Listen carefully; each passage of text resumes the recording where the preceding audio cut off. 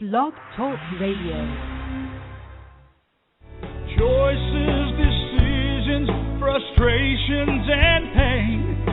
Knowing I'm going to forget her someday. While I still can, I'll challenge all my loved ones, every friend, to look inside their hearts and understand that I will love them. I will love them while I still can.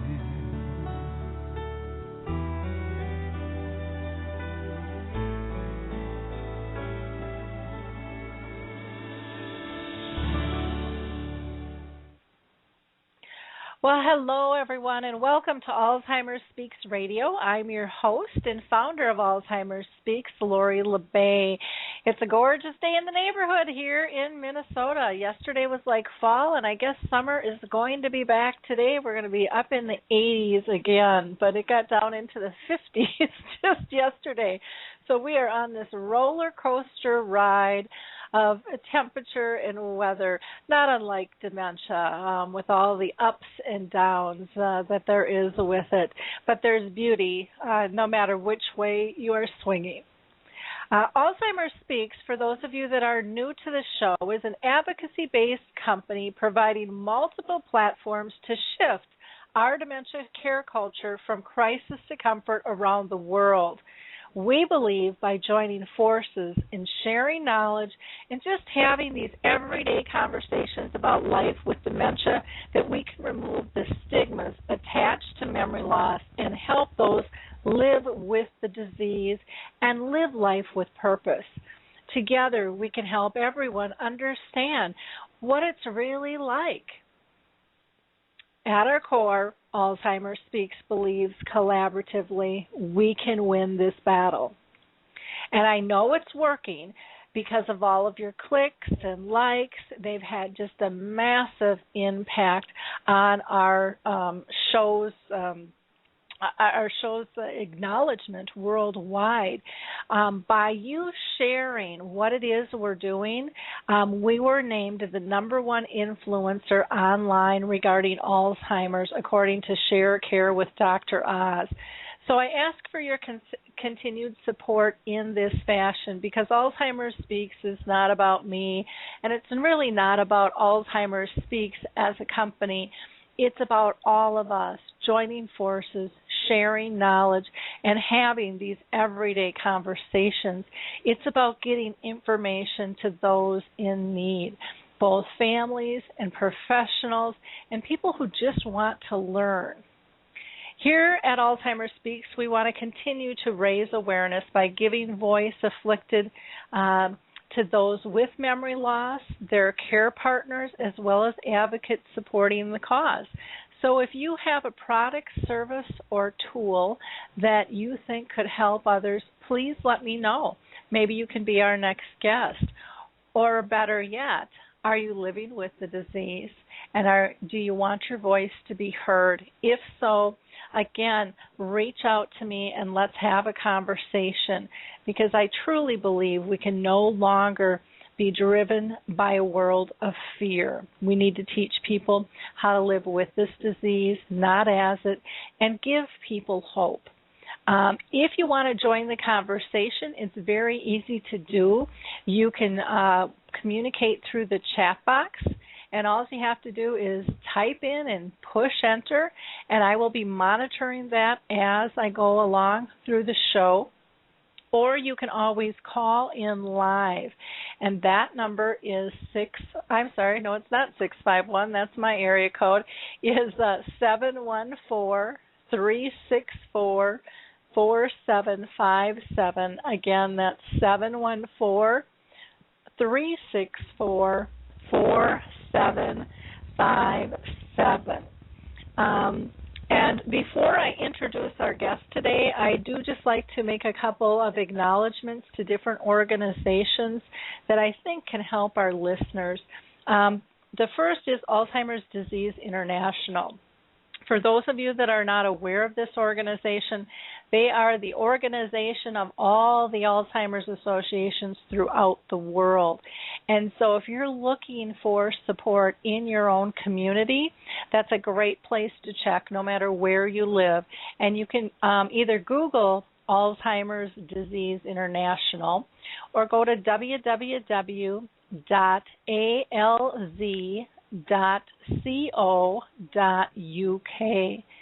And then one of my favorites, because I just am a lover of music when it comes to dementia, this disease, is Music First with Choral Health. And Choral Health is CORO health.com.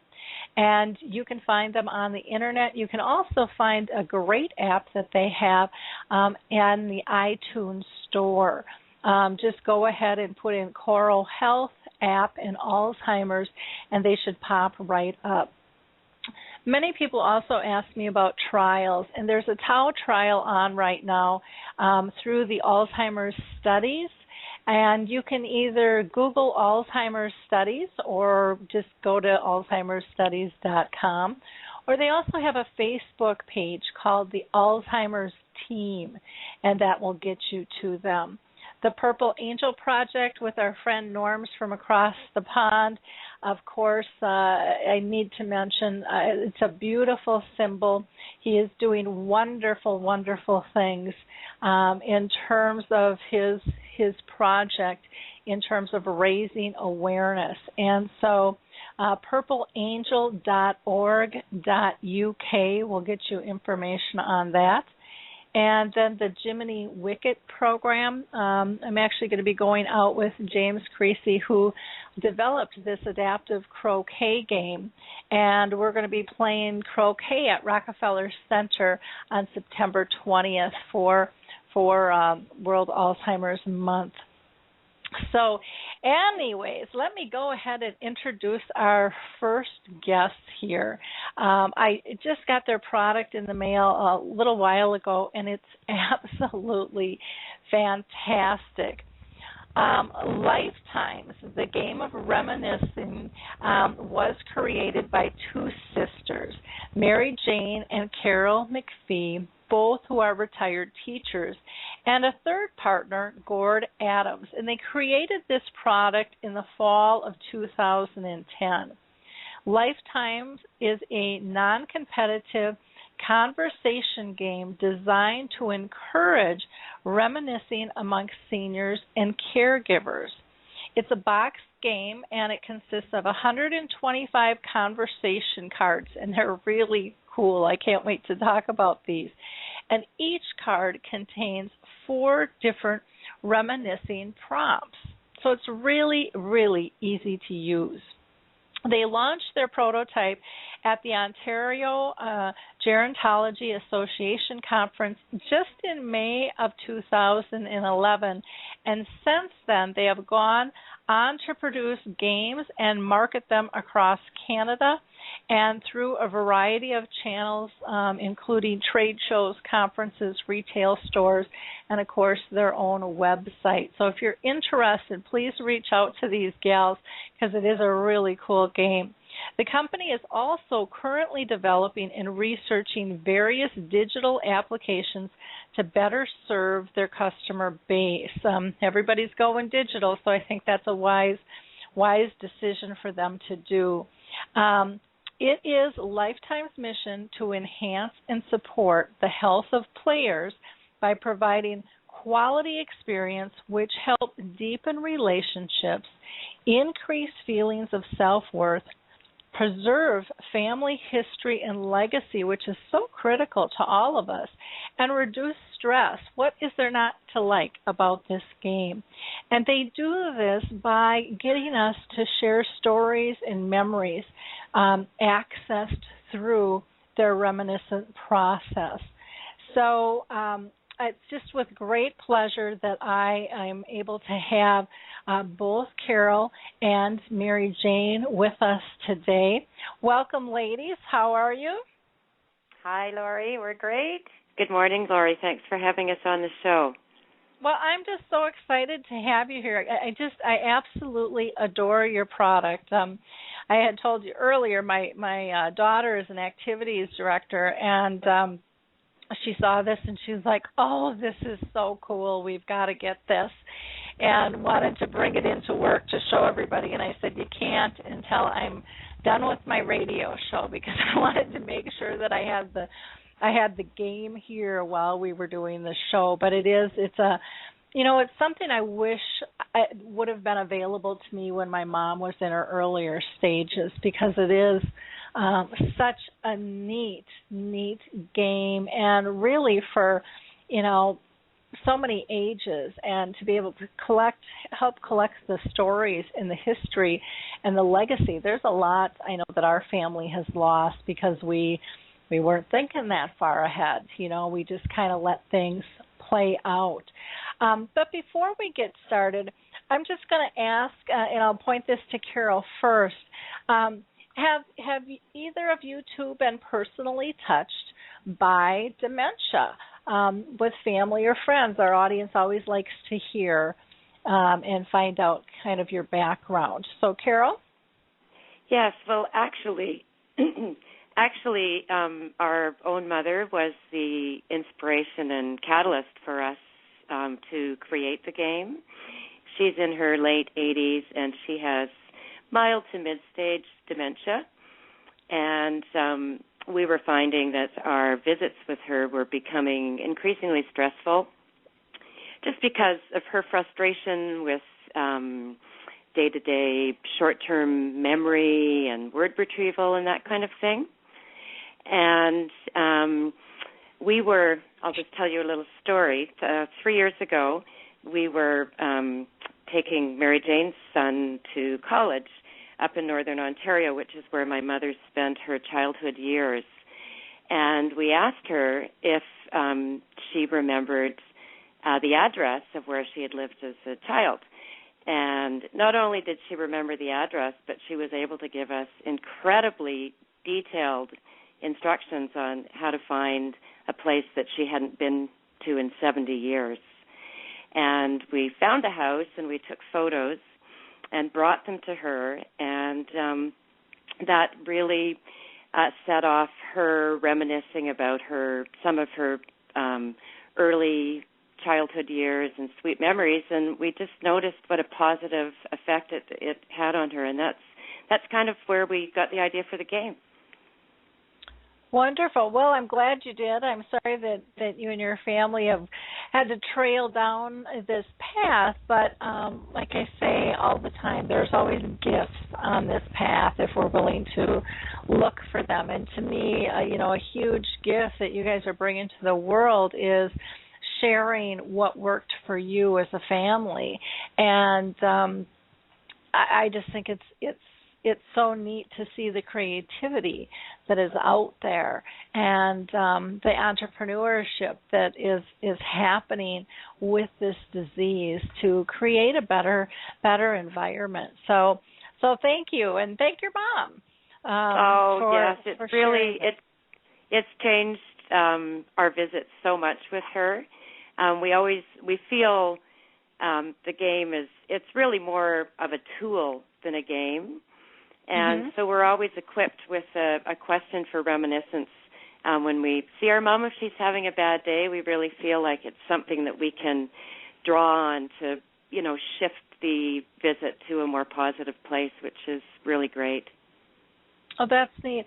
Well, and I like that you use the word tool, because it really is a tool to engage, but it's in a fun, comfortable format, and and it is a game. It is something that we normally do socialization with, like kind of a trivia game and so forth, but it is so powerful because of the disease and the effects that the disease can have on relationships, and the loss of communication, and the fear of how to communicate, and lack of understanding. So there's so many things that this game can teach us, and we'll get into that a little bit later.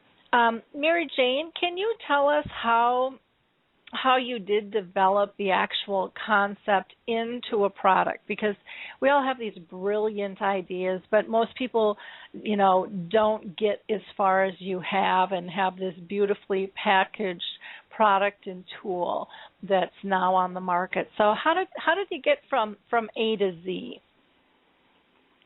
Well, thank you for the compliment, Lori. As we mentioned, or you mentioned in the introduction, that Carol and I are both retired teachers. And, of course, once a teacher retires, they don't really retire. And throughout our life, we'd always had projects on the go or things we'd like to develop, but we'd never had the time with the commitment of family and our job. So in that fall of our both being retired, we put our heads together, and as Carol mentioned, we began with that seed through our own mom, just noticing the change in her when she was able to access long-term memories. So being teachers, we found a little workspace in the basement of my home, which was being renovated at the moment, and we got up our chart paper and our sticky notes and our highlighter pens, and we just put our heads together. The first pass through, as we tried to put a structure to the game, was a much more trivia-based concept where we were researching different topics in the 50s, and we chose the 50s because we wanted to address people our mom's age who were young during the time and raising families, and also the baby boomers our own age, because we were the caregivers. So we wanted a product that would resonate with that twofold generation. So we worked on different categories and did a lot of research in the time, and our first writing of the game was much more fact-based, and the odd card that we wrote struck a chord with us when we hit the sweet spot, and we realized through the work that we were doing that actually it wasn't anything to do with the trivia of the time, but it was much more to do with the sweet moments of reminiscence and the emotional memory that we were hoping to unlock in our playing with Mom, and hoping that we could pass that on. So we put together, we wrote for months and months and months. We were often in cafes around Toronto with our laptops, and we had so much fun writing, and also on napkins and whatever we could find, always having an idea in mind. And we went away on a little writing retreat to Montreal on the train, which was a big thrill for us. And it was that weekend where we finally broke through and tossed out all our old writing and realized what we really wanted to achieve with Lifetimes was not a trivia game, but an emotional memory game. And so we rewrote it totally, and we've rewritten it many times since. But that was the actual sort of when the penny dropped for us.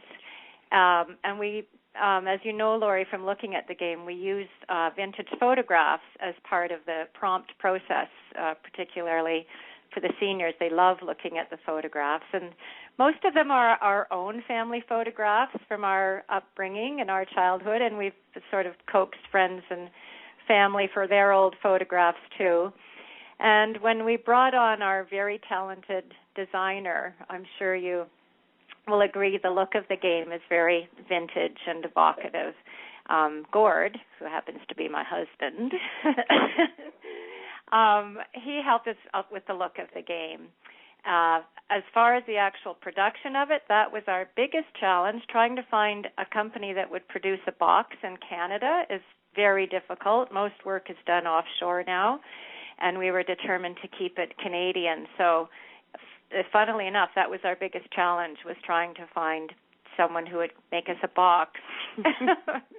But we persevered, and we got a box, and we had a printer, and it turned into a game. And that was a labor of love for sure, and a ton of work. But Carol and I would both say we were never happier than having our cappuccino in a cafe and writing. Of course, people listening to us thought we were completely insane because they would overhear conversations about the pie card and first bicycle. Yeah, I mean, it was really hilarious. And we had a lot of support from our kids. We tried out stuff on them because we felt we wanted, even though it was geared towards seniors and boomers, they loved it. They would engage all the time and say, what's a new card? And we'd end up playing with our 20-something-year-old kids, too. So had a lot of input from family, and that was great fun.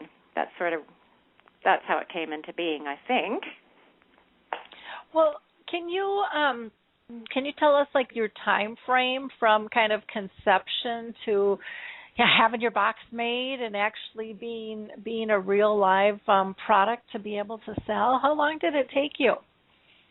Well, we started writing that fall, and we got a prototype together at, I guess it was the spring. By May, we had we were going to the dollar store and getting little mini gift boxes because we couldn't find a printer at that point.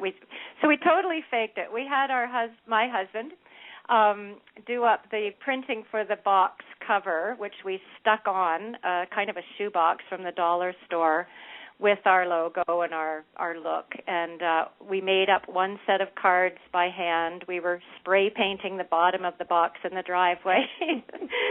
And that was our prototype. That took us till the spring to get the prototype. And then we took the prototype to our launch at the Gerontology conference, and we completely faked that we had a game at that point because we really only had one. I'll turn it over to Carol because she's going to talk about the launch. Okay, great. Okay. Well, at the Gerontology conference, we had decided that we would just get a table in the.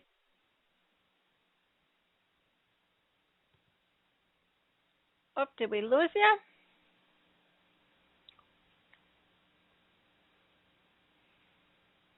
We'll see if they come back here.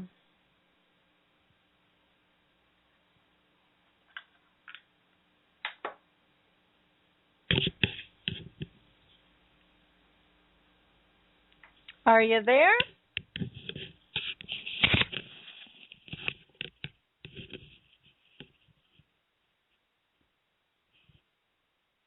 Well, we'll see if we can hear them. I am not hearing anything. So, I don't know if they can call back in, but apparently we're having difficulty.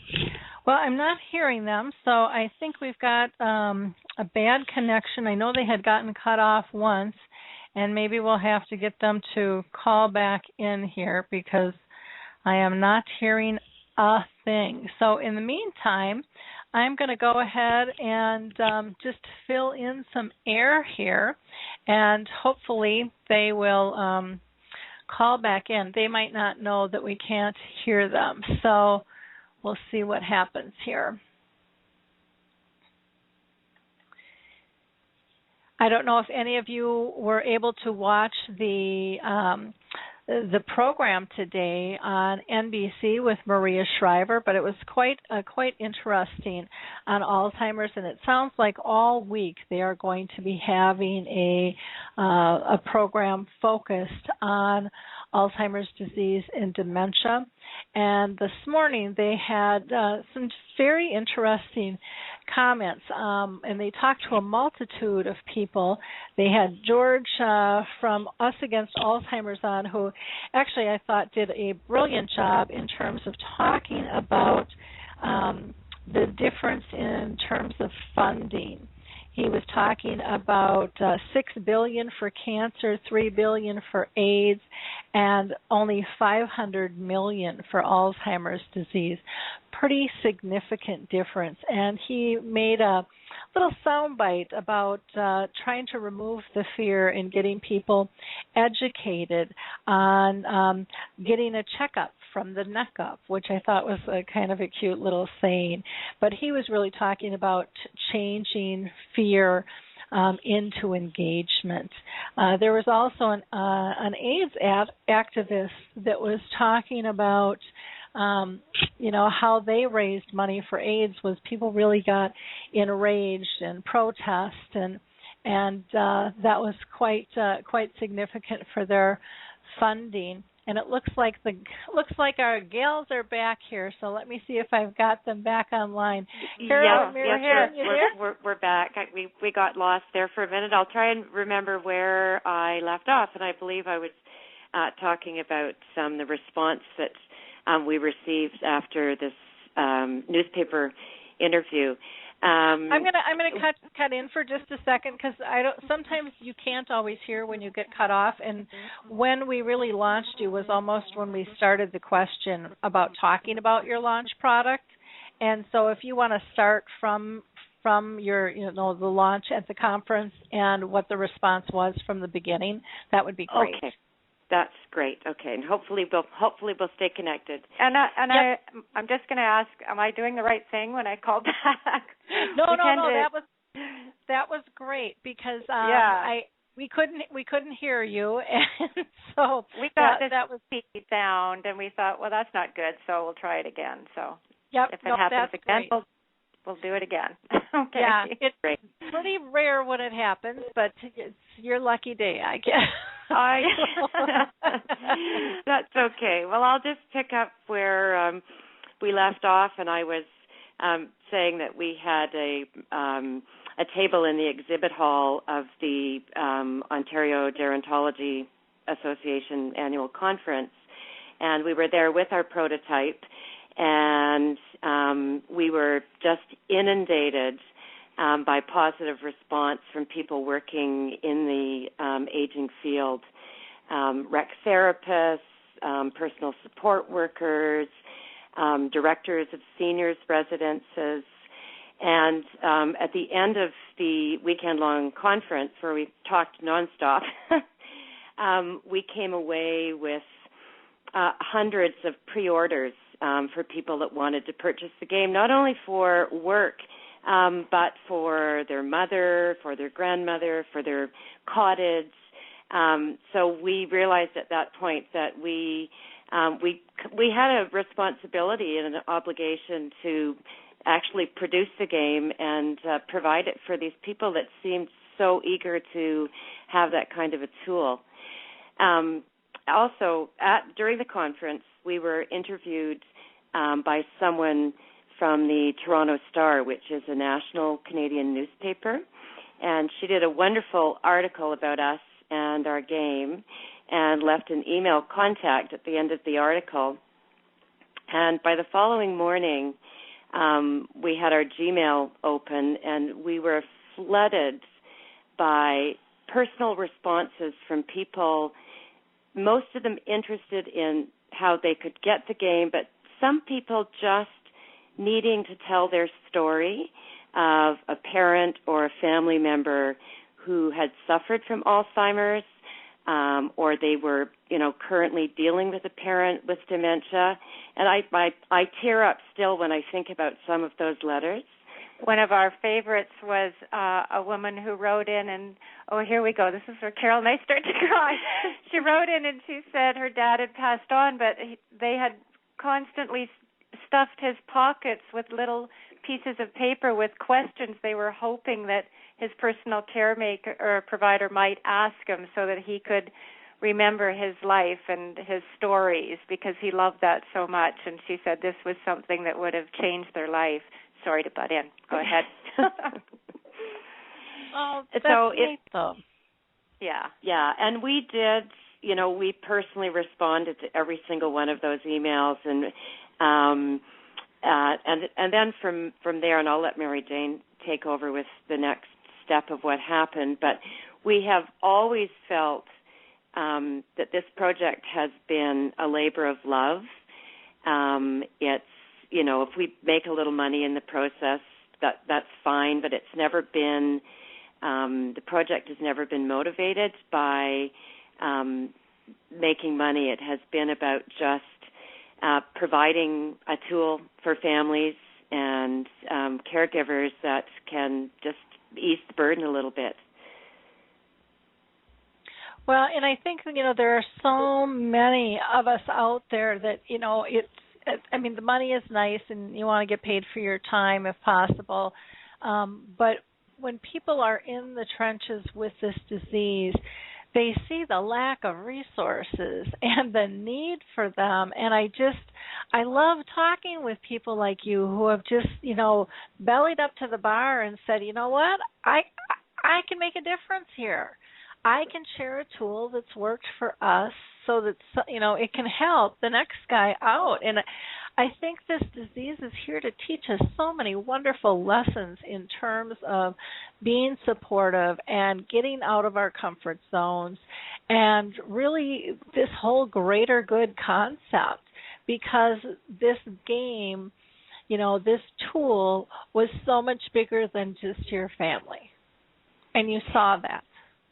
Oh, for sure. Yeah, we actually we were able to get some support just because of that through a startup accelerator in Ontario here called Mars, and we were part of their social innovation department because they could see the bigger application for this product. So, wow, we were so honored to be taken on as a client with them, and they were certainly helpful in, getting us support with market intelligence and all our legal, trademark, and intellectual property things. And we learned a lot about business at that point, too. Carol and I knew nothing about business.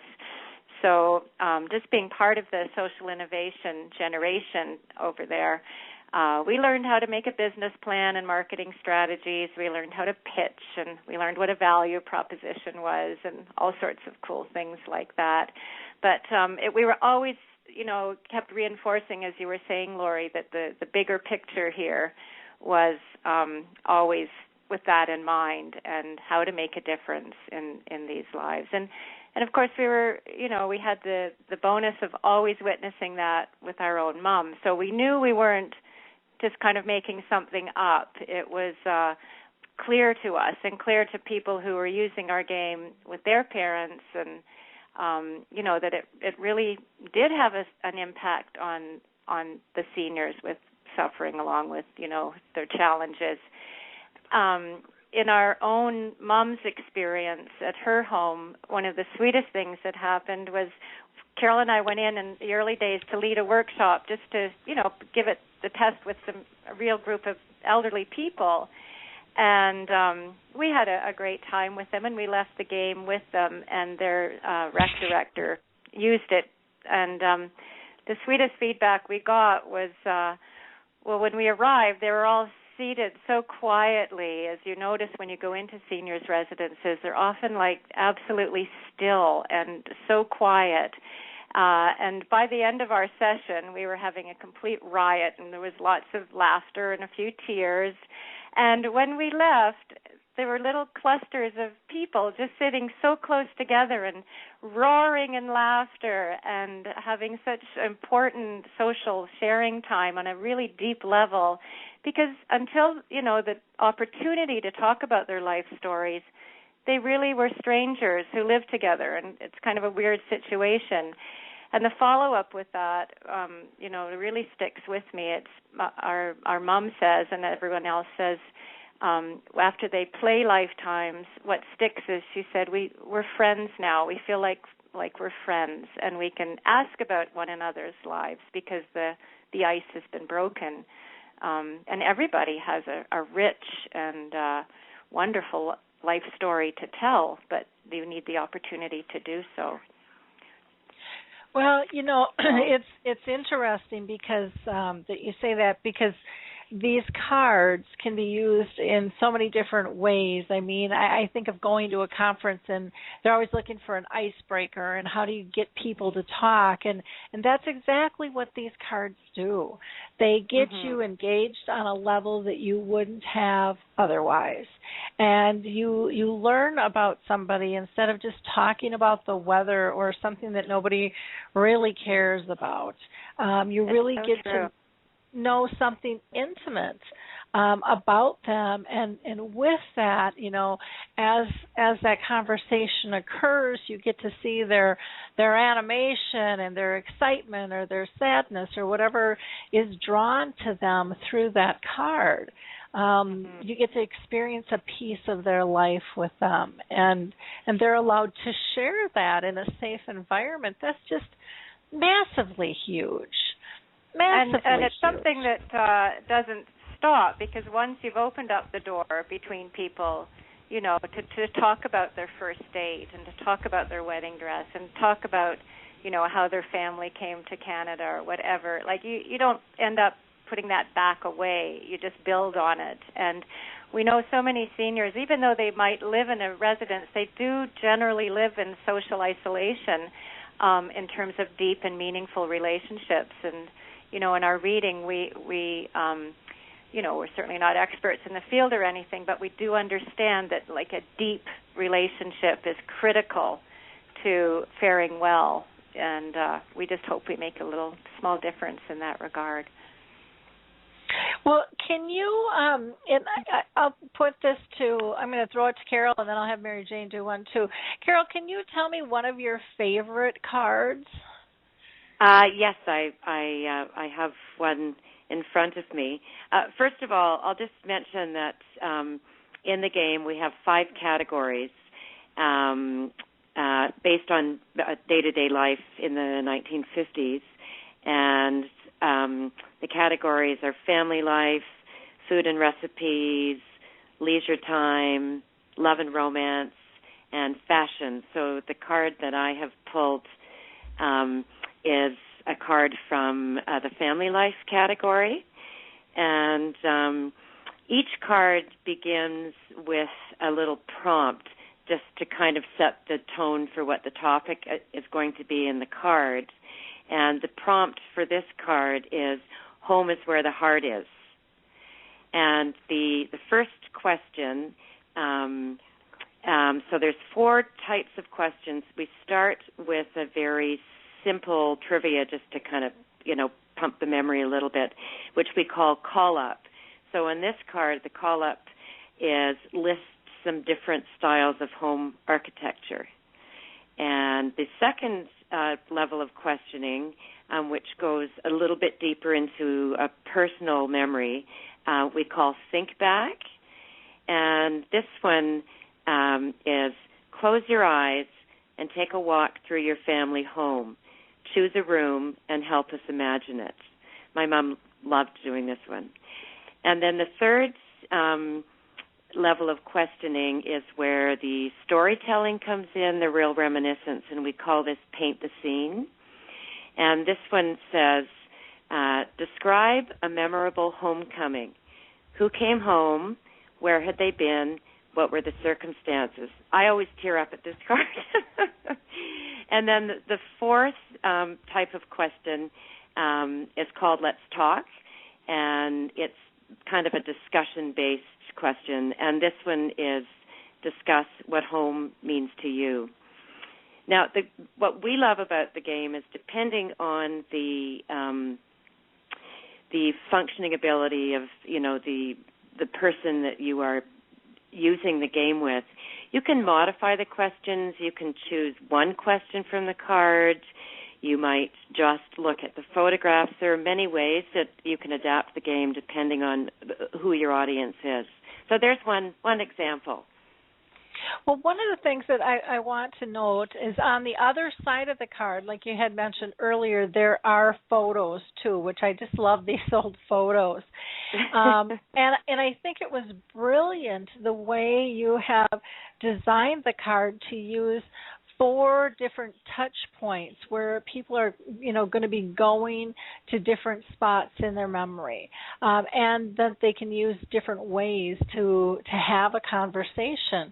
And there's, like you said, there's no right or wrong way. They're not getting scored on this, and it is adaptable to the person that you're meeting with. So if someone likes to kind of paint that picture more, maybe those are the questions that you utilize with them if that really gets them out of the shell. So as as a participant, you want to, I would imagine you want to be evaluating what triggers them. What gets that glint in their eye going, what carries that conversation a little bit more, and then you can lean your questions that way. Would that be accurate to say, Mary Jane, in terms of people, there really aren't any rules per se, that the game can really be flexible to meet somebody's needs? Did we lose you again? I can't believe it. I don't know what is going on. We're going to have to probably have them call in again because I am not hearing a thing.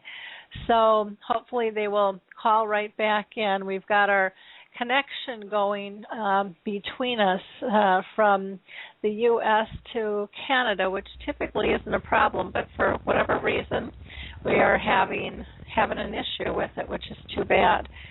So while they call back in, I'm going to go ahead and kind of continue my filler conversation on the NBC special that was today with Maria Shriver. And, here they're back again. We'll get to that later. Okay. Well, this I'm is getting unusual. good at this. We're getting bounced, but you guys are coming right back. So that's great. Apologize for the difficulties, but technology at its finest, you just never know. And if there's one thing that dementia teaches us, it's tolerance, to go with the flow. So my question was just saying that these cards can really be tweaked and utilized in a lot of different fashions to be able to meet the needs of the person that you're dealing with, and that there really aren't rules per se in terms of, you got a point for answering that question. Is that correct, or am I? That's true, and we find that the facilitators working with groups know their clients really well, and if they're working with a group that's predominantly men, they can pick cards that would hold their interest, or based on the level of their challenges too. They can simplify things. They can just pick one question if they'd like to. Most people find it's, we've got 125 cards, but usually 2 cards will take hours, because you can go, for hours and hours just on one question, because you continue to elaborate on stories. So, the card plants the seed, and the story plays out itself. But most people are using our game in the healthcare field at the moment. We figure about 80% of our sales are to seniors' care facilities. So it mostly is a facilitated play. And also people are purchasing it to do family memoir as a jump-off point for family stories. One of the favorite ways our mom uses it is just by herself. She just loves to hold the cards in her hand and look at a photograph or read a question and just quietly reminisce by herself. And we found that if we do happen to have the game in a residence, quite often a family wants to purchase one for their own parent just to have in their room. So I know Mom loves to do that by the hour. Again, it puts them into a beautiful space in their own mind when they're remembering, times past, and it's one application. So, yeah. Wonderful. Mary Jane, do you have we also had the opportunity at one point, because, we have been asked the question, not every memory is a good memory. There are people, well, most people have had, something happened in their past that isn't necessarily a positive memory, and how do we deal with that? And we were invited about a year ago to do a presentation at a seniors residence in Toronto, and about 75% of their population were Auschwitz survivors. And the rec therapist called us and said, these people are getting into their 90s and they have not wanted to talk about their experience, and they are now wanting to talk, and your game seems to be, a great tool. So they were doing a Lifetimes group, but it was much more kind of a therapeutic approach, and it was really, that was kind of a different experience for us, but it also made us realize that, there were other uses for the game as well.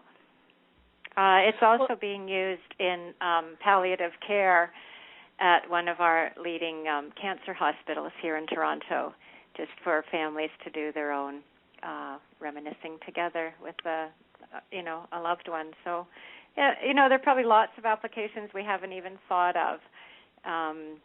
Some memoirists are using them as writing prompts, and who knows? I mean, we haven't even scratched the surface, I don't think.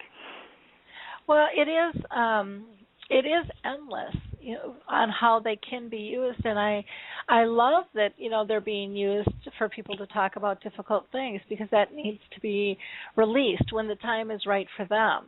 It's a great casual, again, safe tool that creates an intimate setting of engagement, and a lot of times we don't feel that. I'm here. Are you guys okay? We missed you.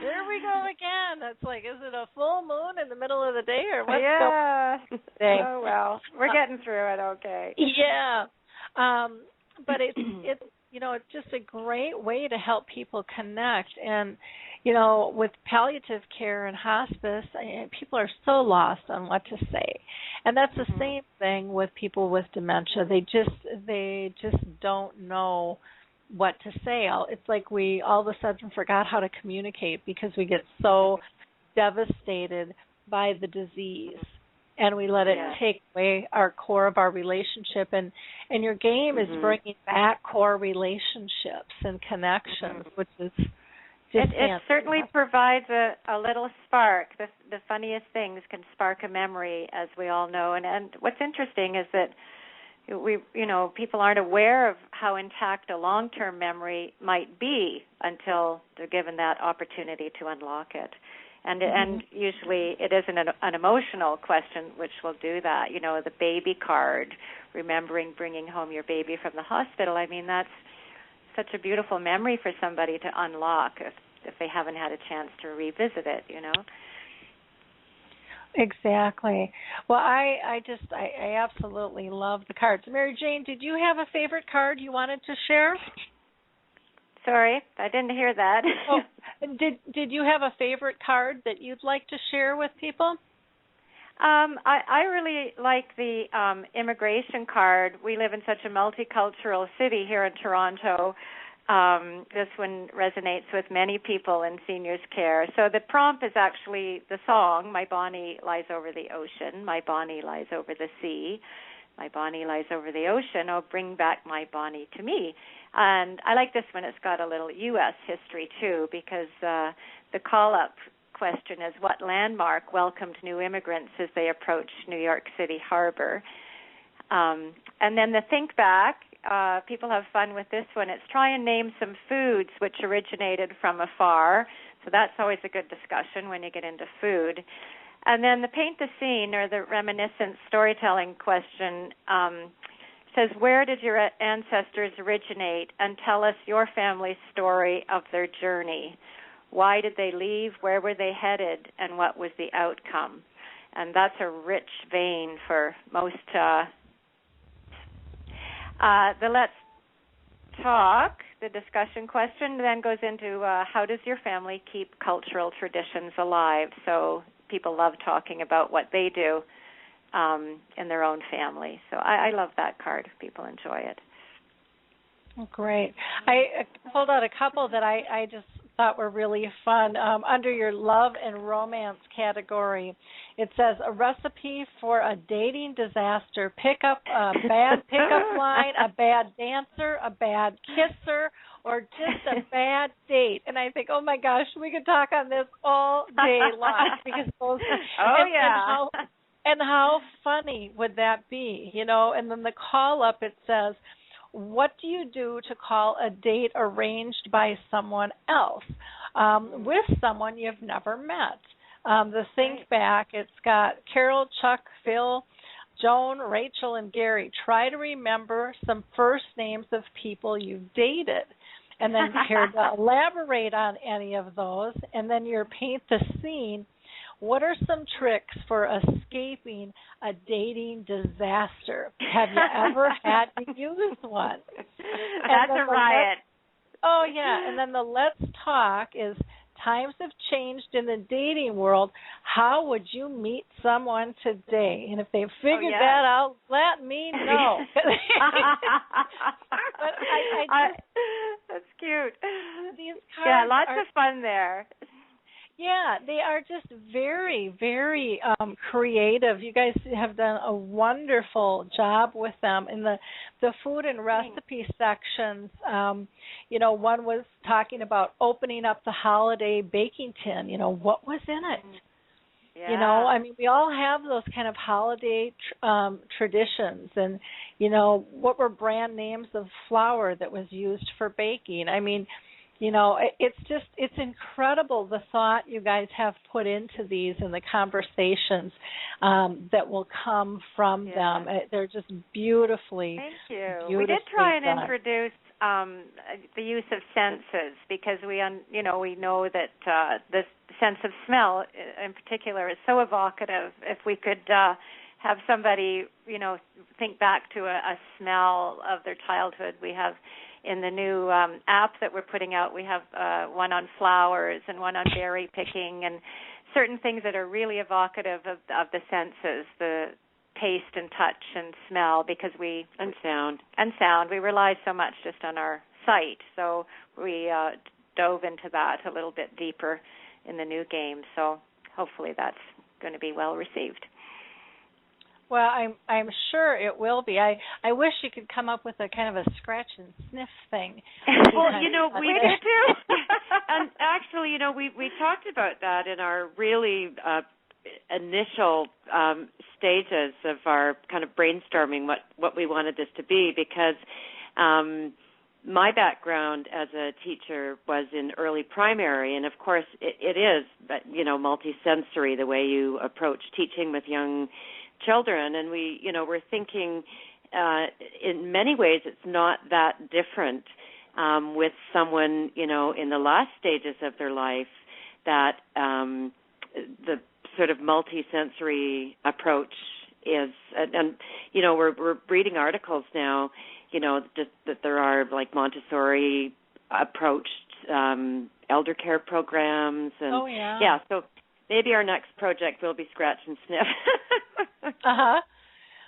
Well, this would be great in Montessori too, I would think. And I can introduce you to some people if you're looking for some introductions for that too.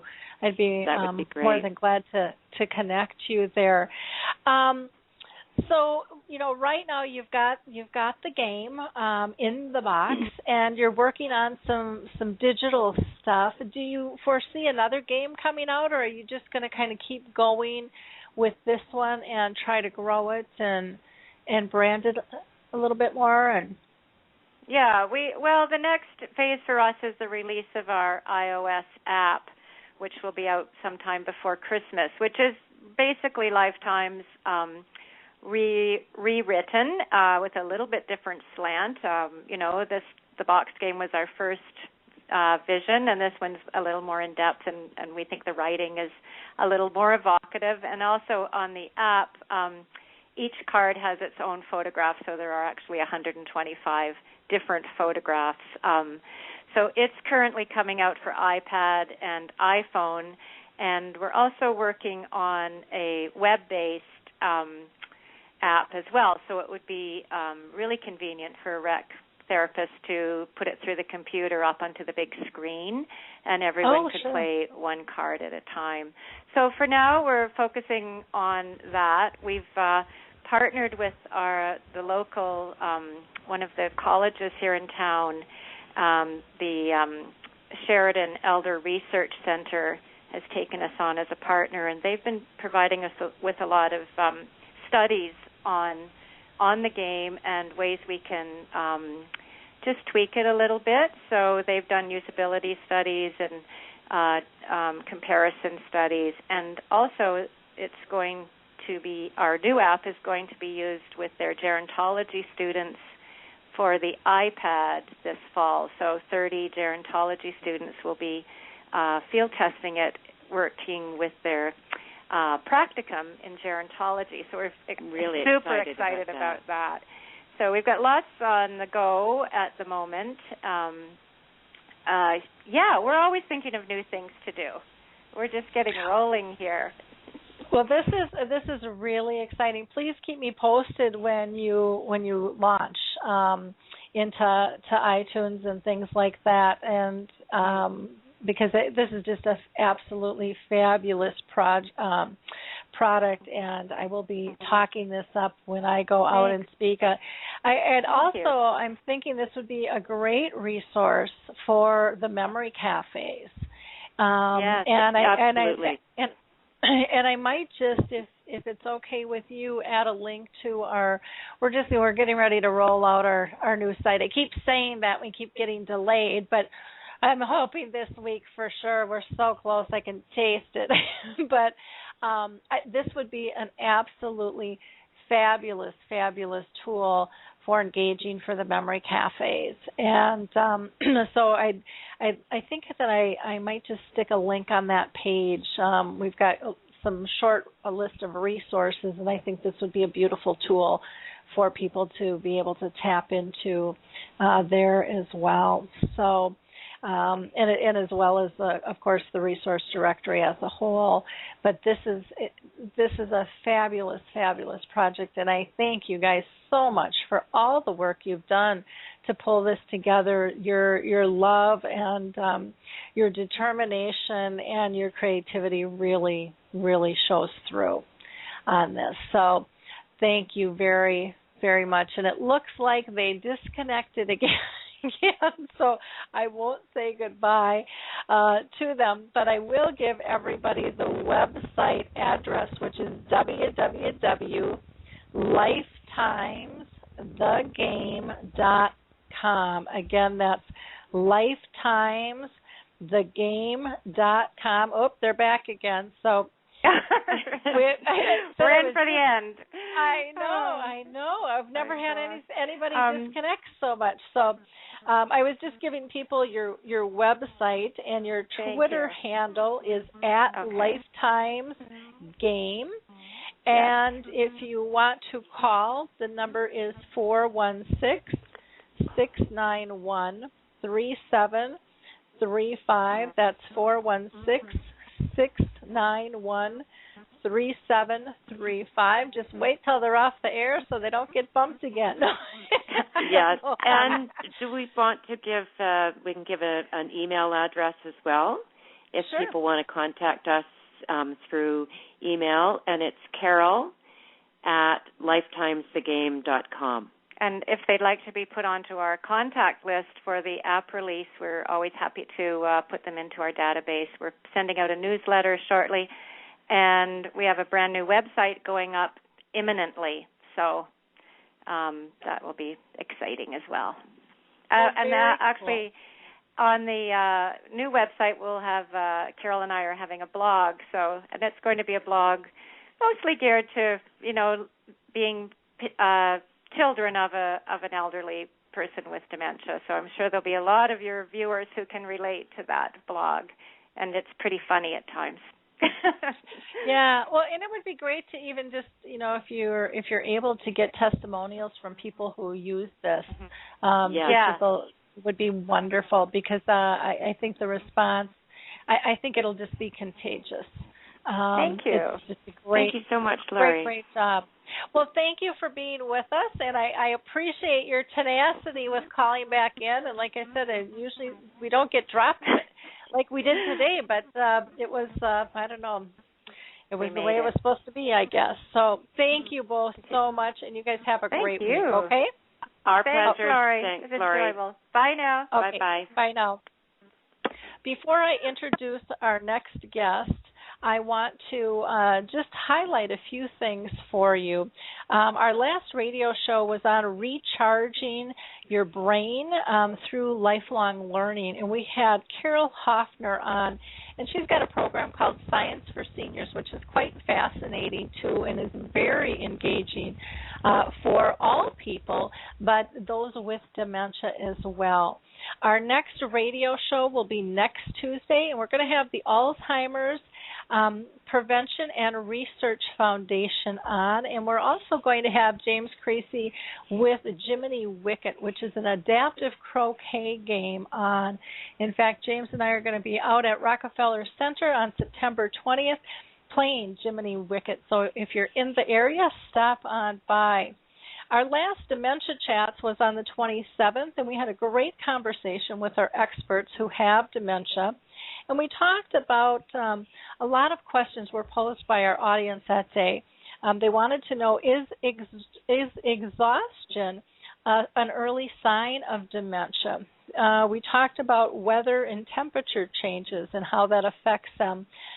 Dina moved to a new home in a new area, and so she gave some tips for that and told us how things were going. Steve is caring for his parents, and he also has dementia, and so how that affects him. And then we had a conversation about family and friends in denial. We had one young woman call in. I believe she was diagnosed at the age of 38, so quite young, and people just aren't very accepting of her disease. And then Michael Ellenbogen's book was released, From the Corner Office to Alzheimer's. So you can check that out on our website, or you can go to Dementia Chats on Facebook to get the link there. And our next session will be next Tuesday, the 10th, and that'll be at 3 p.m. Eastern Time, our regular time. And then just a couple of blog posts that I want to highlight.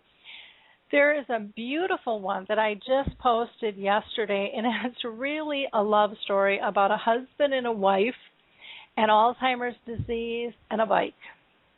And this man, like Carol and Mary Jane, created something to engage.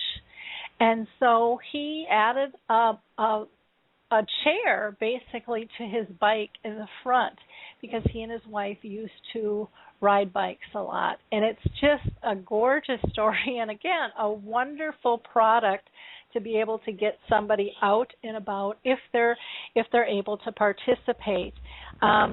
Senior Guide USA has a radio program called Your Senior Moment, and they did an interview with me on the 28th, so I posted that as well. And then Gary LeBlanc, is working so diligently on his Alzheimer's and Dementia Hospital wristband program, and there's such neat things going on with that. So if you want more information about that, you can find that on the blog as well. Again, want to mention, if you just joined us, if you're looking for an Alzheimer's Association anywhere in the world, you can go to Alzheimer's Disease International, and you'll be able to find the association closest to you. Music First with Choral Health has some great music programs to help people with dementia. The Lewy Body Association, that's a different type of dementia that has specific needs, and they just do a wonderful job engaging and connecting people to resources. And then, of course, the Tau Studies, which you can find on Facebook on the Alzheimer's team, or you can go to alzheimersstudies.com. And last, I'll just, again, put a plug in for Norms McNamara with his Purple Angel project. I'm just so proud of him and all he has done to make this global symbol and how he has shared it with all of us. So our second guest is with us, and hopefully our connection will be better than what we had for our first guest. I'm not quite sure what happened there. But we will plug on forward.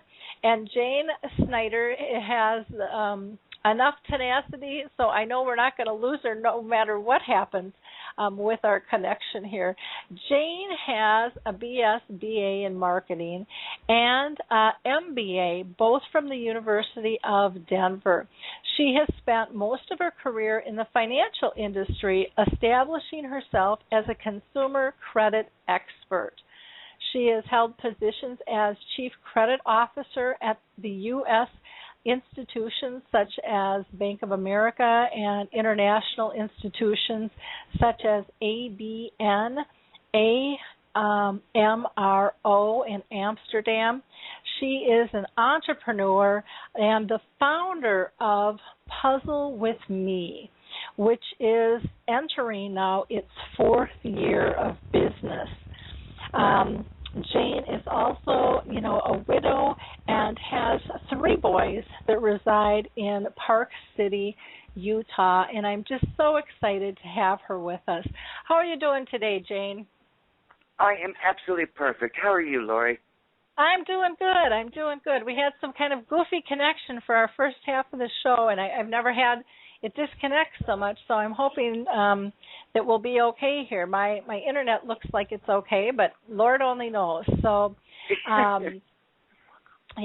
such is the world of technology, and like I said earlier, if dementia teaches us one thing, it is tolerance and perseverance in terms of connecting. So, that is the truth. Jane, I absolutely love your puzzles and the name Puzzle With Me.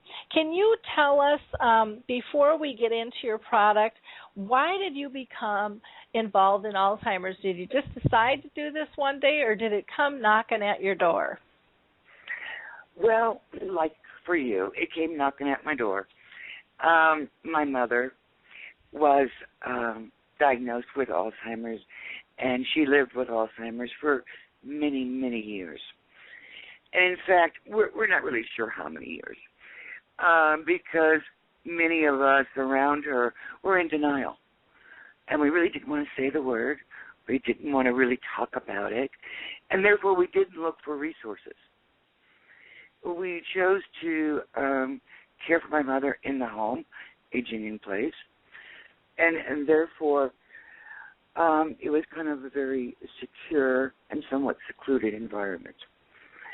And, as the years went on and the disease progressed, certainly I missed my mother more and more. And I missed those phone calls to say, oh, my God, you're not going to believe what the boys did today, or what was that special recipe, what was that ingredient? And connecting was harder, and the phone calls were harder, and the conversations became more difficult, and I probably somewhat more selfishly really needed to find another way to connect. Mm-hmm. And I began to look for ways to connect with her. And this is probably more as we entered the middle stages.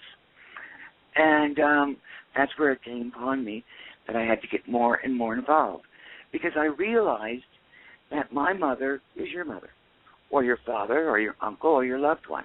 There wasn't really no difference. We were all in this together. And I began to do research and understand that this disease, it certainly wasn't discriminatory. It was worldwide. That's for sure. And I think that's one of the biggest misconceptions, that people have really categorized this to an old person's disease. And like you said, this is worldwide. It takes all prisoners, of all ages. Oh, yeah. I just had someone the other day call in or join us on Dementia Chats who was 38 and just got diagnosed. And, I've heard people as young as in their 20s. So, this is something we have to be educated. We have to learn how to live with this disease like we have. We have to pause there for a moment. Are we together? Mm-hmm. Yep. Oh, no. Lori? Oh, I'm here. Oh, okay. I don't know if you heard me. We had a little bit of a pause. Oh, see, I'm not. It must be at my end, and I'm not hearing it, so which is horrible. Okay. So I apologize on that. my internet connection says it's strong. I don't know what's going on here, but I'm looking at switching internet providers as soon as we get our house pulled back together from our fire. But I can't switch until I get all rearranged here. So I apologize to our listeners for that. Well, it could be me because I'm up in the mountains. So I hope not. You just never know. But this disease takes whoever it wants to take, and so as a society we have to learn how to deal with this, how to live with this, like we have cancer and AIDS and heart disease and in so many others with that. So when you were with your mom, did you start doing puzzles with her? Is that how this all got started? Well, actually, no. I mean, she was very much a large part of it, but how it started was as I began to search for something to engage with her. I mean, it wasn't in my mind, I'm going to do a puzzle, but I happened to be visiting my son, and I was walking by a particular store, and there I saw in the window a puzzle. And I thought, well, geez, this could be interesting. And I went in and I purchased it, and I happened to be flying back to the United States because I was working overseas at that time, raising my children. And it was a little bit more complicated, and it was very juvenile. And I said, let's just take this home. So I did. It happened to be a farm scene, and it was about 36 pieces, and it was very juvenile. And Mom and I, we did sit down upon my return, and she did kind of enjoy it. We looked, we laughed, we put the pieces down together, but it was a little too young, and quite frankly, 36 pieces was a little too much. Her attention span could not handle 36 pieces. So when I came back to Europe, we started doing all the research. And what I found was there were two types of puzzles on the market. Your traditional puzzle, which would be childlike, 1, 2, 3, teaching them the numbers, how to count, or colors that were large pieces, small numbers, and particularly, themes like Disney, certainly not appropriate, I felt, for the senior market. And then your second type of puzzle would be your adult puzzle, which were hundreds of pieces and tiny little pieces out of a very thin material. Again, certainly not appropriate for the market that I was looking at. I did research on the Internet. I did research everywhere. And I really couldn't find what I was looking for. And I had certain objectives of what I needed or what I felt would be appropriate. And that included the size of the puzzle pieces, the safety of it, the quality of it, keeping in mind the maturity, the dignity, and the respectfulness of the image. The image had to be culturally appropriately addressed, and I needed to have images in which could be have multiple conversational themes around. And of course, we wanted the attention span. So I literally started making puzzles and trying them out and over and over and over again. And the first few were disasters. 48 pieces that typically you would make it a Photoshop, very thin, came in a bag. And I said to myself, could I even put it together? And they were, in fact, photos of my children. And I would send this to the United States. I would try to do it myself, and they were disasters. And then I would move to 36 pieces. And then I would move to wood. Then I would move to foam. And finally, I moved to 12. And I was sending these back home to my mother while working in a nursing facility in Holland, while working with friends of mine who had parents that had dementia or Alzheimer's, whether in Holland or Belgium or in London. And at the same time, I was becoming involved with Mark Vortman, who is the executive director of Alzheimer's Disease International, who is a wonderful man and has done wonderful things for the cause worldwide in creating awareness. And through him, I met people, and we began the testing. So my mother was very, very, very involved in the puzzle and in testing them. And when we finally got down to 4 or 5 images, and we got down to the 12, at one point she had 5 and 6 just sitting in the living room, and we were doing them all the time, or even for redirection. When the day-to-day tasks became too much, and at any point in time, at any point in day, routines can be a little bit difficult, and we would just sit down and do a puzzle, 15, 20 minutes, break up the routine, and then we could go on to the next task. So to answer your question, yes, my mother was very involved. Yeah, for all of us, I think, it comes from that place within us that just says there's got to be a better way. There's got to be an easier way is how everything gets created through this disease. Like the last ladies with their lifetimes games, it was trying to engage their mom and trying to have a better life for her and make people comfortable and have it intergenerational. And there's so many things that the caregivers and care partners see that it seems like the large organizations don't. In terms of what is truly needed on the ground, in the trenches with the disease. And I know that they're raising a lot of money and stuff for that, but I find it ironic that a lot of these tools are being developed by everyday Joes that are just dealing with it. Well, and particularly if you're aging in place in the home, you don't have organized activities. Mm-hmm. And it just kills me to see someone plopped in front of a TV all day. It just kills me. Yeah. Or even when you go into a residence, depending on the stage, I mean, they're really not engaged in banging on a drum. And often you'll see them, again, plopped in front of a TV, or if they have perhaps a puzzle table, it's the caregiver doing it. Because it's 100 pieces. Yep. Or a guest. And so I really was looking for an activity that is one-on-one, engaging, a short activity that requires the power of touch. It's amazing. If you touch somebody, finger to finger, placing a puzzle piece, looking them in the eye, that engagement is so powerful and it's so rewarding. It's just beautiful. Yep. It also gives the caregiver a respite. Mm-hmm. We all need little breaks in our day. And it's an activity that even a grandchild can do. It's cross-generational.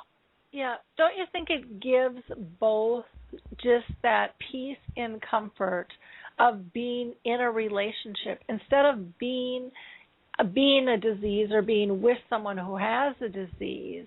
You bypass that and you get back to the core of the relationships that are lost through this disease. And I know that sounds really silly to some who may not have been touched by this, but the way we work in this society is we become the disease, or we become a person taking care of someone with a disease. And that's not who we are, and that's not who they are.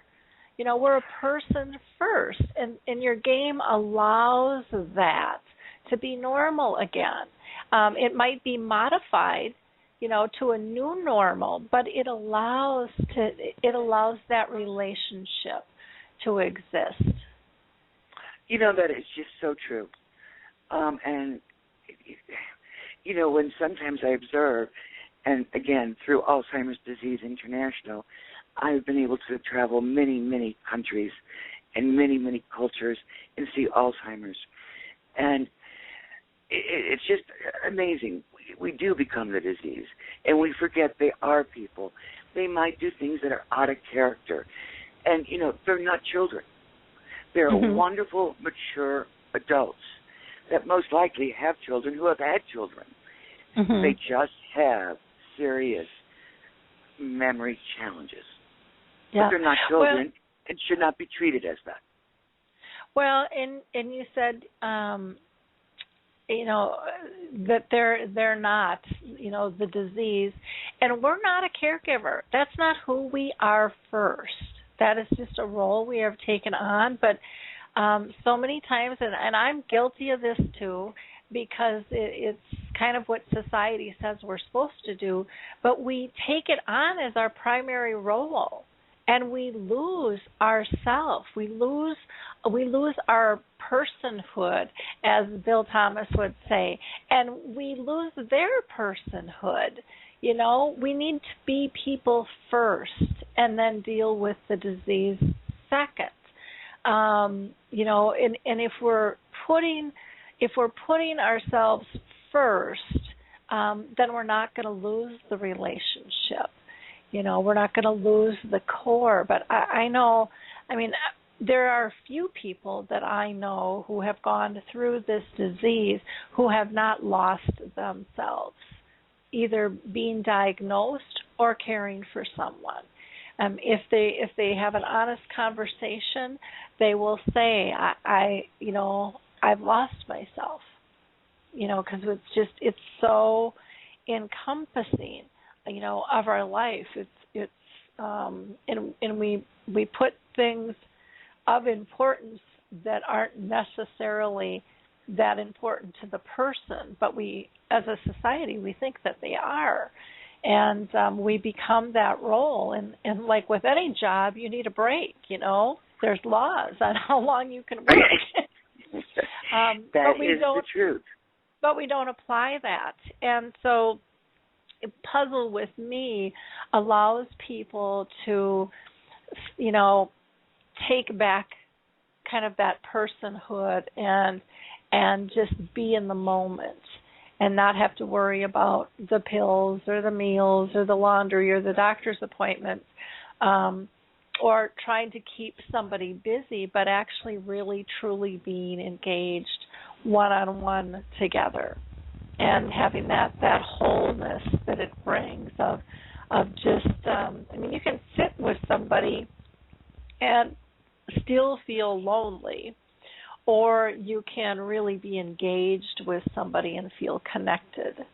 And I think that's the big difference of, putting an activity in front of a caregiver and a person with dementia. And like you said so many times, and I hear this all the time from my Memory Cafe group. In fact, someone brought it up the other day. They're like, oh, yeah, they do activities, but I end up doing the activity because my wife can't. But everybody thinks It's great. But it really, we've left her out. She's sitting there watching me now. That wasn't the point, of this whole thing. And you've really analyzed how to engage.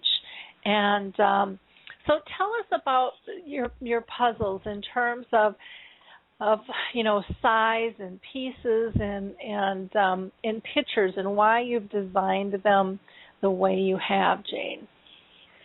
Sure, I'd be happy to. There are 12 pieces, and they're very thick. They're 3 millimeters thick, which is quite thick. And each piece is different in the sense that the background, you will never have 2 blue pieces, so it's easier to manipulate. And with the thickness of the pieces, they can be handled very, very easily. Also, we also know from research that it's very difficult to keep individuals' hands very clean, or their nails. So all of it can be wiped down and disinfected. The box contains a shelf. So the puzzle comes completed. And it can be done in the box, depending on whether you're in a residence or you're in a bed or you have limited space, or outside of the box. Within the box, there is a brochure that has helpful suggestions on how to work with the puzzle, and it is in 5 languages. So we are a global product. The images are generic, and we try to do it somewhat culturally. So, for example, when we were introduced in Toronto, we used the maple leaf flag. We have an image that is a windmill. We have an image that's very popular, which is a dog called Going Out. But what we like to do about our images is to have multiple conversations. So, for example, on one which is the Statue of Liberty with a red flag, American flag, we can talk about time in the military, we could talk about picnics, we could talk about vacations to the East Coast, we could talk about immigration to the United States, or simply how much we love our American flag from an American culture. So each one of the images are designed that way. Each of the puzzles have different pieces so that they can be put together easily. Each one is designed so it takes approximately 15 to 20 minutes. We want it to be achievable. And that sense of accomplishment is so wonderful after the particular activity is completed. It is designed absolutely, positively to be done together. Absolutely. In fact, our real slogan is to solve it together. Mm-hmm. So, yeah. And we actually, when we built the shelf in the box, we actually built it with measurements of the wrist, so we knew how it could work, so it would be comfortable. Wonderful. So we try to think of everything. It's been completely tested for safety internationally. All the dyes, all the materials, everything has been 100% tested internationally. So we have a very large comfort level with safety. Well, that's great, because that always is a big concern with people. With the puzzles, I think it's great that you've got this international stance. And weren't you the first product that Alzheimer's Disease International even agreed to endorse? I mean, to me, that's just a massive statement. That is correct. That is correct. We went in front of their board. It took a very long time. Their board consists of 13 countries, I believe. And, yes, we are the first. And we had rigorous standards. Of course, the quality, the safety, the purpose of the product, the pricing of the product, and, of course, the applicability of the product internationally. So we had to meet all of these hurdles. So we had to be well-tested. Then we had to make sure that we met each of their criteria so that not only could it be used in the United States, but also in Puerto Rico or in Paris or in Asia, and that it could be adapted. That's another reason why we're in 5 languages right now. The price, it had to be affordable for everybody, because as we talked about, this is a disease that does not discriminate. All walks of life had to be able to purchase it.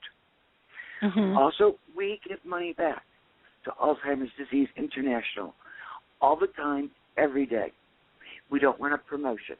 And the reason we do that, as you stated earlier, Alzheimer's disease only raises $500 million against the breast cancer of 6 or 5 billion. So we try to give back everything that we can to help them fund their campaigns to increase awareness and to increase their ability to be in other countries to help people in those countries. Which is wonderful that you're giving back, and I like that you've made the pricing affordable. You've really taken into the consideration, dexterity in terms of size of the puzzle, as far as complication of the puzzle, in terms of style and being appropriate, age appropriate for the individual. Those are all huge things. There's a lot of puzzles out there, that a lot of people that do puzzles, but again, with dementia, things change and we have to adapt. We have to adapt the game, just like James Creasy has done for his Jiminy Wicket, croquet game. He's made it adaptable. Everything is doable, but it's just so nice to for me, it's just such an honor, Jane, to know you and others like you that have taken the time to make the adaptions and then share them with the world. I mean, that's just such a critical piece. Is a lot of people are out there making changes. I'm sorry, I had a little quiet moment on my end. Oh, I'm sorry. I was saying that a lot of people, for me it's just such an honor. A lot of people will go through and make adaptations to things in their own life, but they don't share them with the rest of the world. And that takes a lot of time, and it takes a lot of energy to do what you've done to bring a product to the market. In terms of research and just the love that it goes into this to get it right. And so I thank you for all of the work that you've done and for the tenacity to get through the process to be able to share it with the world, because I think so many people don't even try, and then many that try give up. And we all need you. If you're out there in the audience and you've got a concept, don't give up. Find a circle of friends that will help support you through this, because, Jane, I would imagine there's been times when you've just wanted to throw in the towel when you were trying to develop this and get this off the ground. I think most of us go through that. Or were you one of the lucky ones where it just breezed on through? No. There are days today that I just want to throw in the towel. It's so hard to reach the market. It is very, very difficult, even today, whether you have a good product or a bad product, or to even get to the market. So, there are days, often I say, oh, my God, I'm going to throw in the towel. But getting your product to market is just hard, because a lot of retailers just don't want an Alzheimer product in their array of products. It's just hard. Which is so ironic, because, I mean, the target market couldn't be any bigger. And it's a growing segment of the population. And to me, that just shows how much people are in denial. And even with the verbiage, if I'm out there looking for something, I would love to see those words on the product, because that tells me that it's been developed for my needs. It's not, okay, I'm going to buy 42 puzzles and find out that they don't work. Well, and it's not just puzzle with me, but all these other wonderful products as well. I would love to see them in pharmacies. You have to go and pick up drugs. Caregivers go and pick up drugs. Families go and pick up drugs. Why not have products there? And again, really, I'm not talking just about puzzle with me. There's so many, just like the ladies before me on the show. The exposure is so necessary so people can find these products. Yeah. So that, to give people the awareness that there is help out there and we can make it through a day. Because, caregivers can, as we spoke about, become desperate. It's so stressful. And there are ways to get through the day and make it a pleasurable day, not only for the caregiver, but for those in which they're caring for. And that's why I'd always talk about improving the quality of life. Yep. Yeah, to me it makes sense that things are readily available, and I guess that's one of the reasons for me. And again, if there's any listeners out there that have a service product or tool that you want to help get out to the market, please get a hold of me, because again, we can get you on the radio show. You can submit an article to the blog, but more importantly, we're in the process of building the resource directory, because there isn't a place where people can go mine, what it is that they need. And I just think that that's asinine that it's not out there already. And go ahead. That's just what I love about what you're doing. I mean, it's just so important. It's just not there. So, big kudos on what you're doing. Well, thank you. It's just, again, it's from the trenches, just looking at it in a different light and not focusing on these are the dollars that we have to spend. How are we going to do this? And again, research is very important. Please don't get me wrong. But there is a lot of things that can help a family out that research can't do. And people need that help today. And they deserve that help today while research is being done to try to find a cure. But we all know that that's a ways out and down the road. It's very critical. I don't know, did you see the NBC show today? I'm going to switch topics here just a hair on it with Maria Shriver. I missed that this morning. Yeah, she was on, and it was great. They're raising awareness, and they really talked about how dementia has an image problem, and so they were talking to people about this image problem, and they had somebody on from that was an AIDS activist that said, how they raised money was people really got outraged and really protested, and that's what Alzheimer's disease needs. And I had to be honest, my stomach kind of turned with that, because it's like I don't want any more fear and I don't want any more anger. I would like to see monies expand and collaborations, pop up through hope, with that. And George was on with Us Against Alzheimer's, and he was talking about a checkup from the neck up, which I thought was a great soundbite. But he, like you, had mentioned, $6 billion for cancer, $500 million only for Alzheimer's disease. That's just so skewed.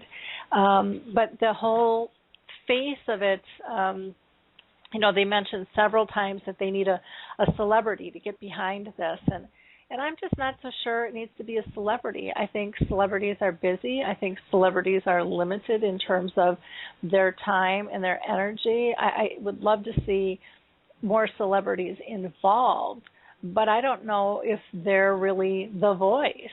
If you're trying to pull on a crowd that doesn't have, that doesn't live with it every day. To me, I see that's who's changing the landscape. It's the grassroots people. And, like yourself and Carol and Mary Jane, who were on before you, and, Bob DeMarco with the Alzheimer's Reading Room, and so many. There's so many exciting things going on at this grassroots level. I think it's very, very critical. But she's going to be doing, it sounds like shows all week this week. And there'll be some on the nighttime news. I'd like to be able to find out a little bit more on that. But I would encourage people to listen to that and then go to the website and make comments on what it is you're looking for, and how do we make significant changes. How do we get people to find out about products like Puzzle with Me? And if you're listening, call in, or write in the chat box. Absolutely. We'd love to hear from you. And I know Alzheimer's disease is working very hard to raise funds and visiting corporations around the world, but it's just a difficult thing, and I just can't think of a more a cause that needs it more, given the numbers and the growth that we're having. It used to be that you really would have to look around for someone that's been touched. Today, it's hard to have a conversation where, oh yeah, my aunt, everybody's been touched, and as it grows, everybody will be touched by Alzheimer's. Yep. The growth is just unbelievable. Yeah, it's kind of shocking that this is still in the closet, and that so many are ignorant. And I was one. Alzheimer's is like, what is that? What does that mean? I didn't even know what the word meant. I think most people know Alzheimer's has something to do with memory loss, but it's so much more than just memory loss. People think it's an old person's disease. People think it's a short-term disease, people aren't going to live long with it, that it's not going to affect them. And those are huge myths. that need to be broken down, and people need to get educated. Definitely. Oh, absolutely. I mean, in the U.S., it's the sixth leading cause of death. Yep. The sixth. Yeah. That's huge. Yeah. And that's just because they started to track it. You know. Yeah. So, yeah. And so, even with the numbers, you know, we're still new at early diagnosis. I mean, those numbers, I think, are going to skyrocket as well as more physicians get on board with early diagnosis, because there's still a lot of medical clinics and even hospitals that just everyone thinks that, you know, they're on top of the game of this disease, and let me tell you, they're not. You know, they all have a long ways to go, as well as the public, to become dementia competent even, and in terms of being able to diagnose. Mm-hmm. Here's a scary number. I was doing some work with a gentleman named Nick Zulu. He is head of the Utah Alzheimer's Association. Extremely bright man, very, very active. His organization in Utah is wonderful. We were talking. He said to me, undiagnosed, if without symptoms, and we're at 5.4 million in the United States, there would be another 10 million. That would bring our number up to 15.4 million. Non-symptomatic, but the number would raise by another 10 million with early diagnosis. Yeah, that's a huge. big number. That's a very big number. And if you take it by 3, usually you need 3 caregivers. I think it's more. That becomes a very large number in our society. Yep. Yeah, it's absolutely massive. And, you know, we need to be having these conversations more. We need to become dementia aware and dementia friendly, like they are over in the UK. You know, it's in other places in the world where it's acceptable and people are proud that they know about it and they want to help. That's the sad part is here in the U.S. I don't think we've figured out how to tap the energy. You know, how to get people working in a positive format and moving things along. You know, there's some great organizations, and please don't get me wrong, because I think the Alzheimer's Association and the Alzheimer's Society and the Alzheimer's Foundation and Us Against Alzheimer's, I mean, these are big, massive groups that are all doing great work. But there's just so much more that needs to be done, and we need to engage the public if we're really, truly going to make change. That's my thoughts, and that's what they seem to be able to embrace over across the way, which is they're very much leading by example, which is so exciting. So exciting to see. And Holland, I think, is another country. You know, they have dementia villages. Yeah, which is very exciting.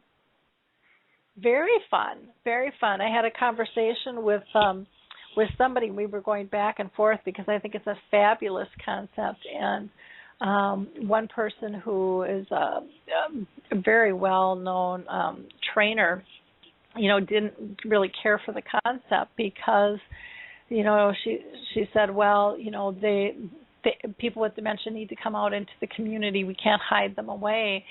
And I said, I don't think they're being hid away. You know, they're being given an environment that's suitable to them.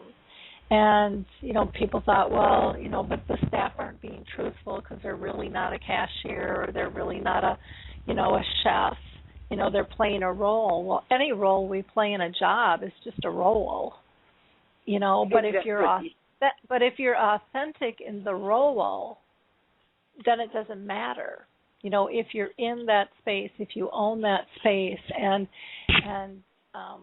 then to me it's okay. I mean, I loved the concept. Now I haven't been over there, and maybe if I went over there I would change my mind, but I kind of doubt it. But the Dementia Village, I think everybody should Google it. There's a couple of fantastic videos that have been done on it, and it's a very unique concept, and it's all about getting the person with dementia kind of to be in their happy space. And who wouldn't want to live there? I mean, Exactly. I wouldn't mind that.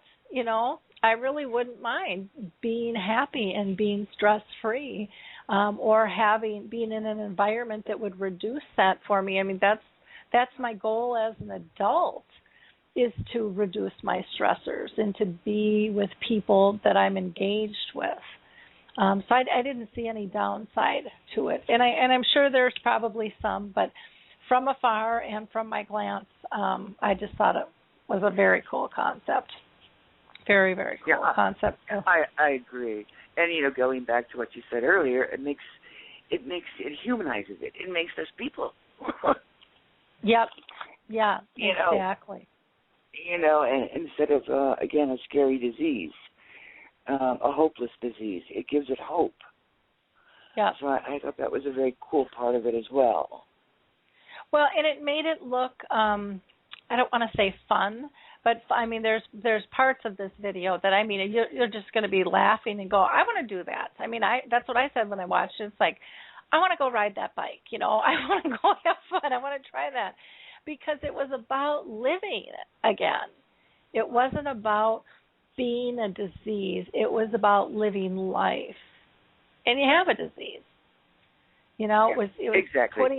putting that person again first, and the disease second, which I think is a critical piece.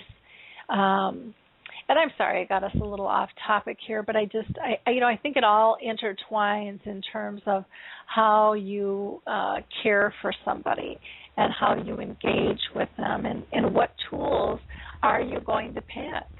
Are you going to pick a 200-piece puzzle, or are you going to pick something that actually they can do? So you're not just saying that you're doing a puzzle, but you're actually really doing it together and engaging. We have to give more thought in terms of our choices, and how we interact with people.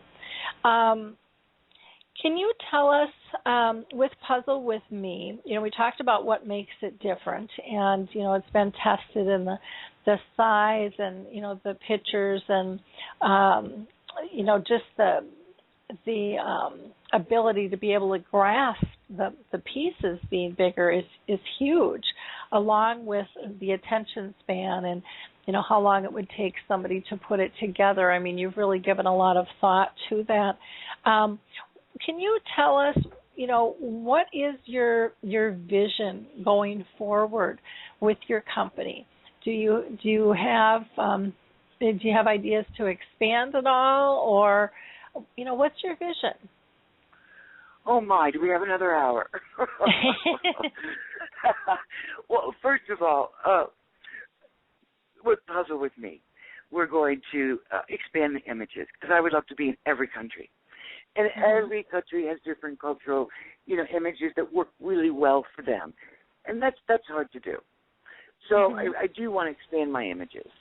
And then my goal for Puzzle With Me, aside from getting into every country, is to have the ability, which we are getting to do images that you submit.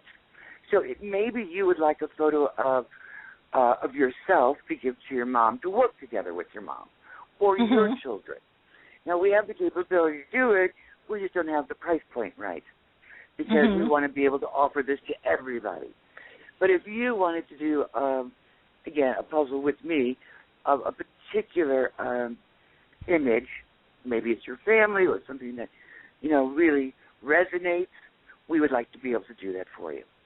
So that's Puzzle With Me, our vision for Puzzle With Me, to one, go generic into the market with different cultural images, and then to go into the personalized market. Next, because we talked a little bit about how hard it is to get into the market, Puzzle With Me right now is forming coalitions, like yourself, trying to be a resource, in the sense that if I'm in with one particular vendor, I like to bring in other products with me that aren't necessarily Puzzle With Me, but products that are purposeful, and help them come to market as well. So often vendors are always looking for more products, and if I can use Puzzle With Me as the lead, I am more than happy to introduce other products into that market. The only catch to that is I ask that they donate money to Alzheimer's Disease International. So if I do the introductions and their product is picked up by vendors that I'm working with, I ask that they do give donations every day, every sale, to Alzheimer's Disease International. Okay, great. Say, we do have a question. I'm just going to interrupt you. Sure. Just because Rose is wondering, are your puzzles located and sold at like Walmarts at all, or are they? I wish. I wish, Rose. I really wish they were, Rose. You can certainly buy them online at Puzzle With Me. Certainly we're in a couple of catalogs for senior products. That would probably be a little bit more difficult. But certainly you can come to Puzzle With Me, www.puzzlewithme.com, and you can order online, and we'll get you one. Or you can just write me a note. A lot of people do, Jane@puzzlewithme.com, and I'll take care of it personally. Great. I wish it was. Yeah. If Rose, if you or anyone out there has connections with Walmart or CVS or Target, any of those stores, Sam's Club, Costco, there should be a section for this kind of stuff. Why it's not out there, I don't quite get it yet, but I think it's because the conversation is still muffled, and I think people are still in denial, and I think many times marketers as a whole look at it as being something negative, and they don't understand the hope they are giving people by having these products present. This isn't something that anyone should be ashamed of, and it isn't. These products are tools of hope. It's not something to be sad about. These are good things, and I don't think the marketers and the shopkeepers have gotten that yet. How important this is, and how much that they can help. Not only the people with dementia, but those caring for them. How critical this is. It's like I look at products like this as it's just as important as a medication. It's a social prescription, and it needs to be looked at in that light for all of these services, products, and tools that are needed, for people in the trenches.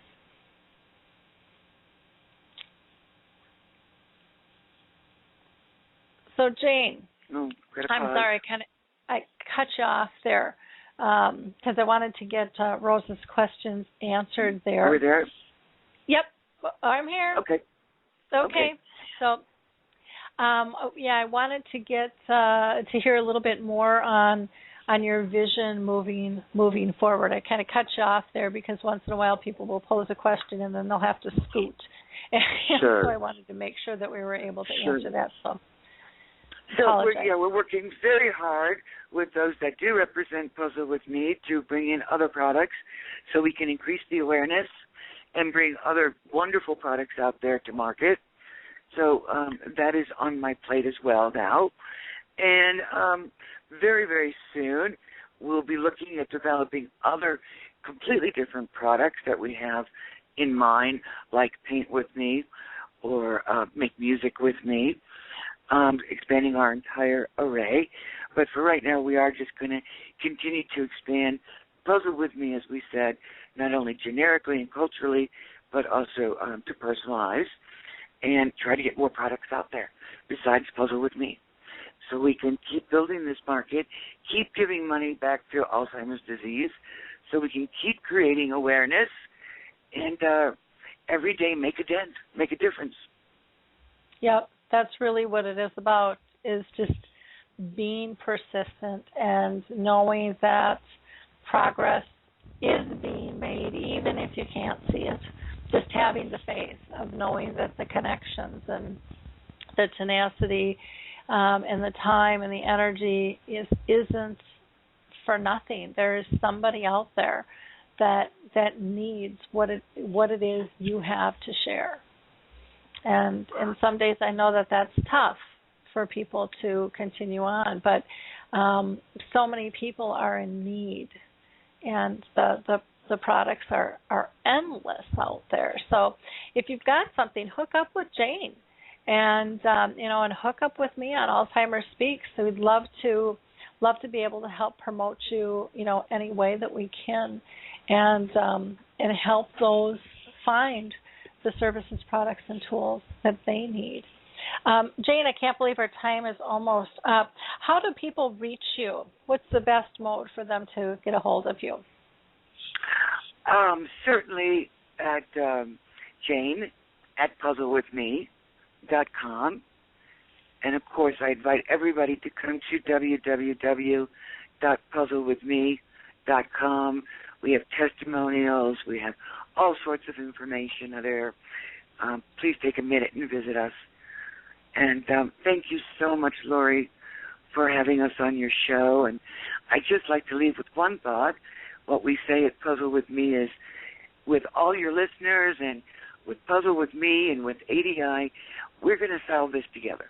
We can do this one day at a time. I agree. And none of us can do it alone.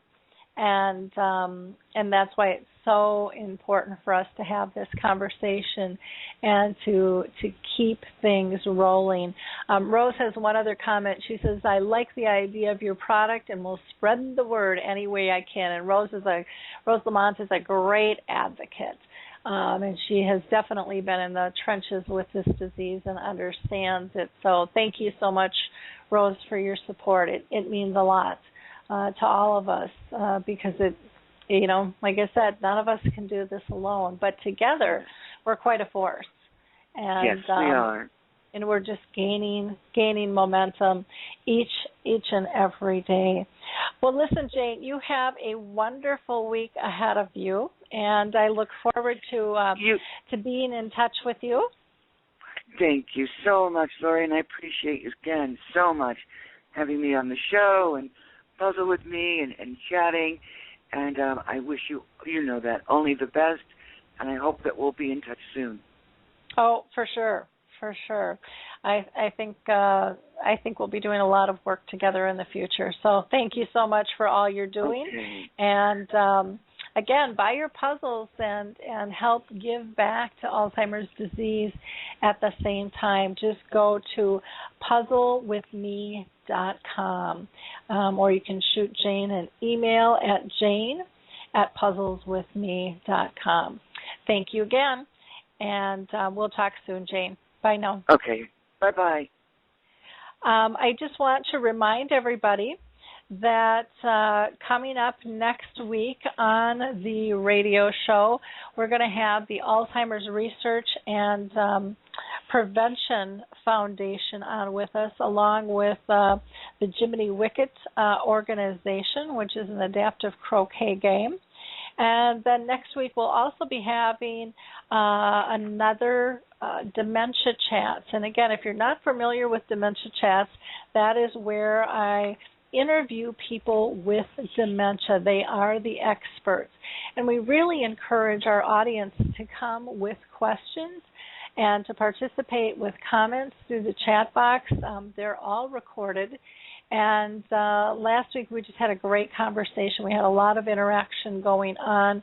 They're very free-flowing, and we would love for you to join us on that.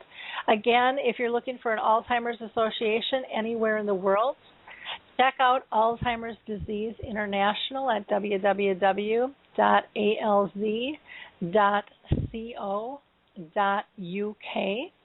And you can also go to the Alzheimer's Studies program for a clinical trial on tau, which you can sign up for or go just get more information.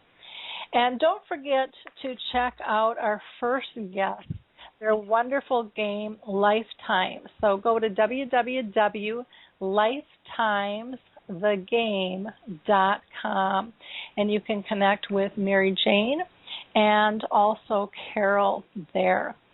So until next time, remember, it's about progress, not perfection. Talk soon and enjoy your week. Hi, this is Suzanne Newman, host of the Answers for Elders podcast and radio show. We are the North Star that guides you through the complicated journey of senior care with trusted experts in money, law, living solutions, and more.